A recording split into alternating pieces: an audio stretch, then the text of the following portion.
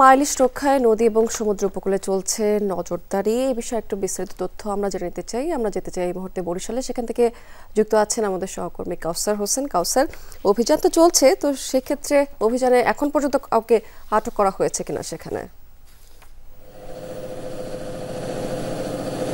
স্মৃতি, দেশে উৎপাদিত যে ইলিশ হয় এবং এর একটি বড় অংশই কিন্তু আসে দক্ষিণ অঞ্চল থেকে। তাই মা ইলিশ রক্ষায় প্রশাসনের অভিযান শুরুর পর থেকেই নৌবাহিনী, কোস্টগার্ড বা নৌ পুলিশ বা মৎস্য অধিদপ্তর তারা কিন্তু এই অঞ্চলটাকেই বেশি প্রাধান্য দিয়ে থাকে এবং শুরু থেকেই আমরা দেখেছি যে বিভিন্ন নদীতে অভিযান পরিচালনা করছে পৃথক পৃথকভাবে। এবং তারই ধারাবাহিকতায় আজ সকালে বরিশালের কীর্তনখোলা নদী থেকে শুরু করে আশেপাশের যে নদ নদীগুলো রয়েছে সেখানে নৌবাহিনী তাদের যে অভিযান সেটি শুরু করেছে এবং সকাল 10টার পর থেকেই কিন্তু তারা কীর্তনখোলা নদীর বিভিন্ন পয়েন্টে স্পিড বোট এবং তাদের যে নৌবাহিনীর জাহাজ রয়েছে সেই জাহাজের মাধ্যমে পৃথকভাবেই তারা অভিযান চলছে এবং তারা জানিয়েছেন যে ভোর থেকেই তাদের বিভিন্ন টিম কাজ করছে এবং বেশ কয়েকটি জায়গায় অবৈধ জাল আটক করা হয়েছে এবং আমরা আসলে সেই দিকটায় যাচ্ছি। এবং যখন নৌবাহিনীর টহল টিম, স্পিড বোট বা ট্রলারগুলো জেলেরা দেখছেন, যারা অসাধু জেলে রয়েছেন, যারা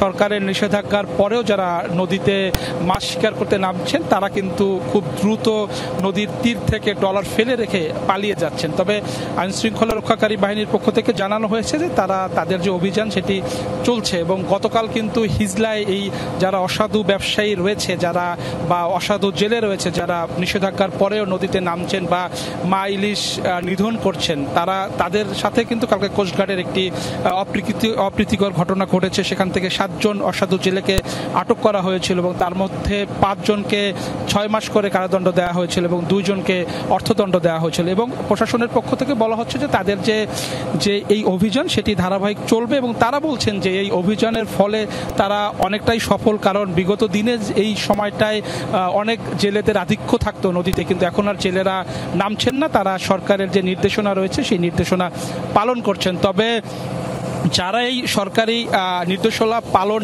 না করে মাঠে নামছেন তাদের বিরুদ্ধে কিন্তু আইনশৃঙ্খলা বাহিনী, কোস্টগার্ড বা নৌ পুলিশ বা নৌবাহিনী তারা কিন্তু ব্যবস্থা নিচ্ছেন। স্মৃতি, কাউসার, তাহলে বলা যায় যে বরিশালে বেশ জোরে সোরেই আসলে অভিযানটি চলছে। অনেক ধন্যবাদ আপনাকে।